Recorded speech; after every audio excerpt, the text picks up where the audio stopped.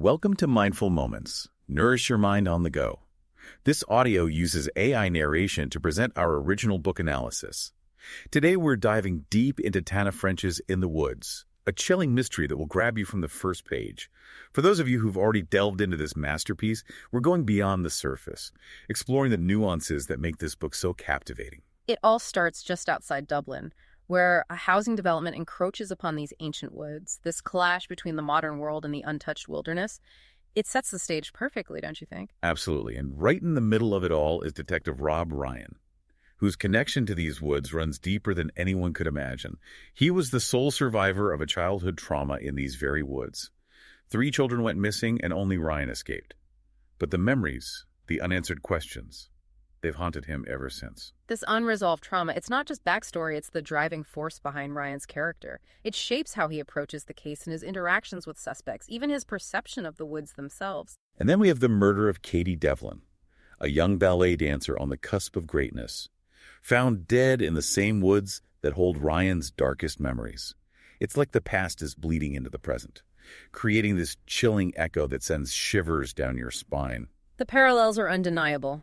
But what's even more intriguing is how French uses the woods as a character in their own right.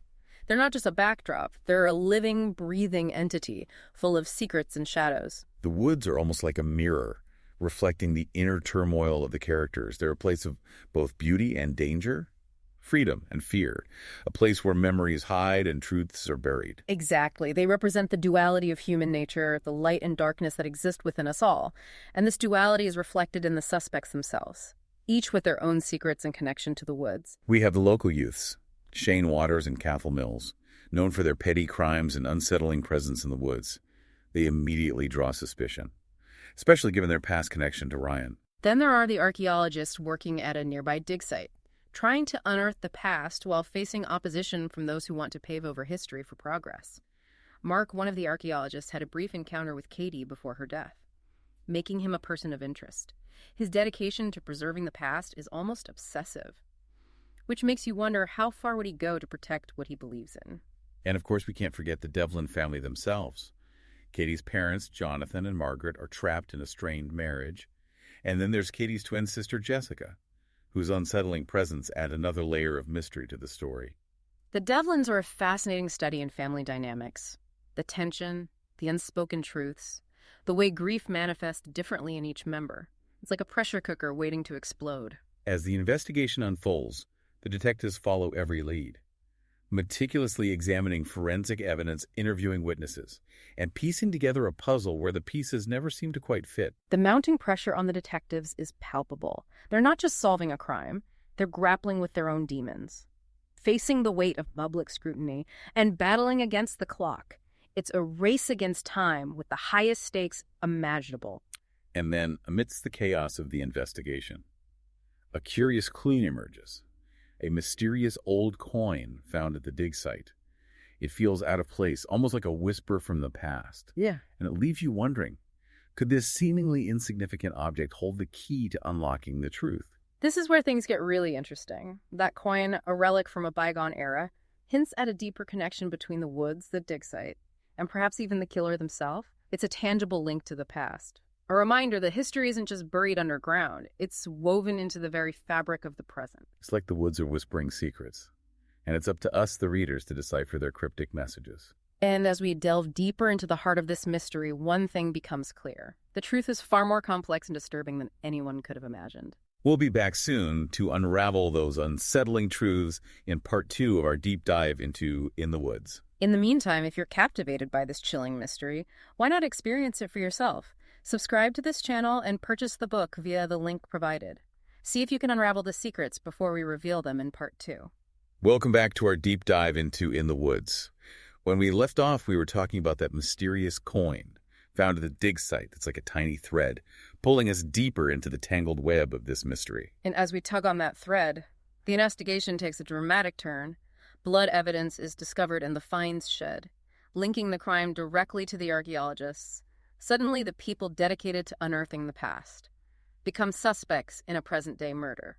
It's a fascinating twist, isn't it? It challenges our assumptions about who to trust and reminds us that even those who seem harmless can harbor secrets. Absolutely. And as the detectives zero in on the archaeologists, one suspect in particular emerges. Damien, a young archaeology student, who seems almost too good to be true. Damien's character really threw me for a loop. He's initially portrayed as this naive, eager-to-please student. But as the story unfolds, we see glimpses of a darker, more troubled side. That's what makes Damien so compelling. He embodies the theme of duality that runs throughout the book. He's both innocent and capable of darkness, and his connection to the past runs deeper than anyone could have imagined. Because it turns out, Damien has a connection to the original case from Ryan's childhood. Remember those local youths, Shane Waters and Cathal Mills? They were all friends growing up together in the shadow of those same woods.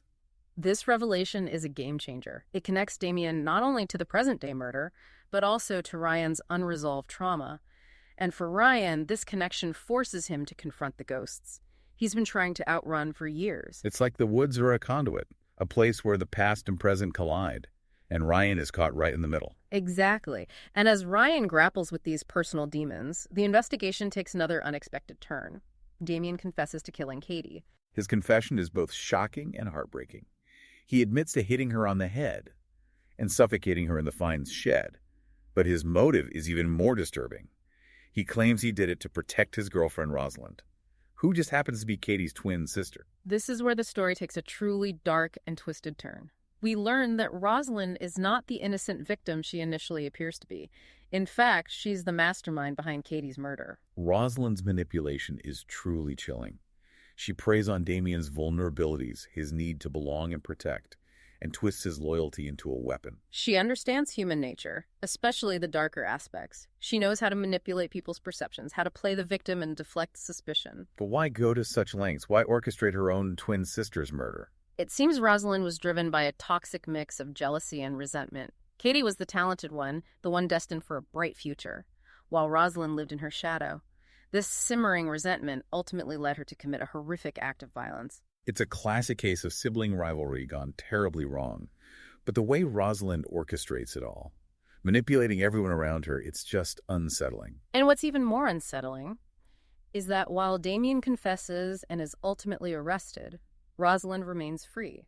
The ending is deliberately ambiguous, leaving us to wonder if justice was truly served.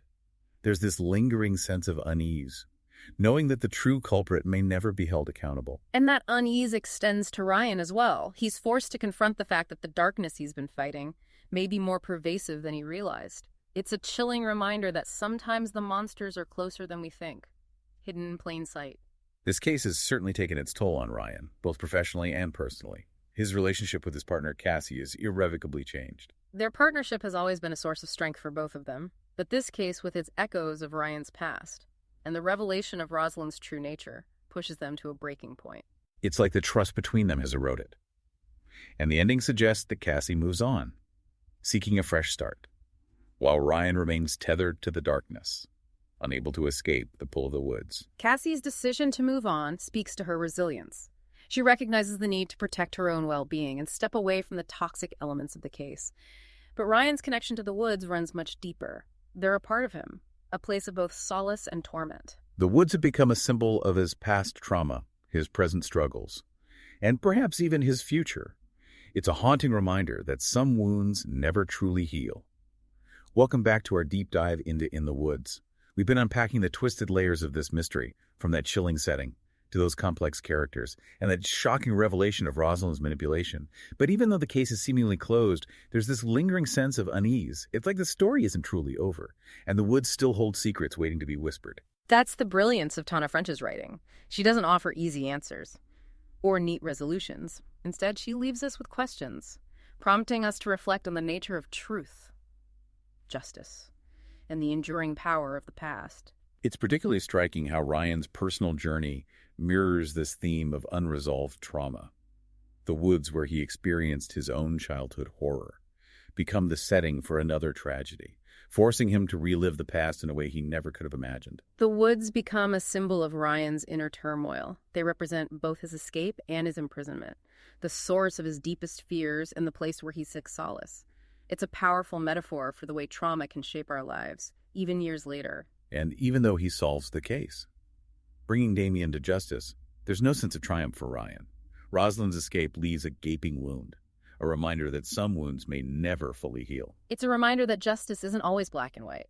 Sometimes the truth is elusive and the guilty go unpunished. This ambiguity is reflected in the book's ending, which leaves us with a sense of unease and unanswered questions. It's like the story is a mirror, reflecting the complexities of human nature, the darkness that can lurk beneath the surface, and the lingering effects of trauma. In the Woods isn't just a crime thriller. It's a psychological exploration of memory guilt and the search for identity. It challenges us to confront our own demons, to acknowledge the darkness within ourselves and the world around us. This deep dive has been a journey, hasn't it? Yeah. We've explored the depths of Tana French's masterful storytelling, uncovering layers of meaning and symbolism along the way. It's a book that stays with you long after you finish the last page. It prompts reflection, sparks discussion, and leaves you with a lingering sense of wonder and unease. If you're ready to experience the chilling depths of In the Woods for yourself, we encourage you to subscribe to this channel and purchase the book via the link provided. It's a journey you won't soon forget.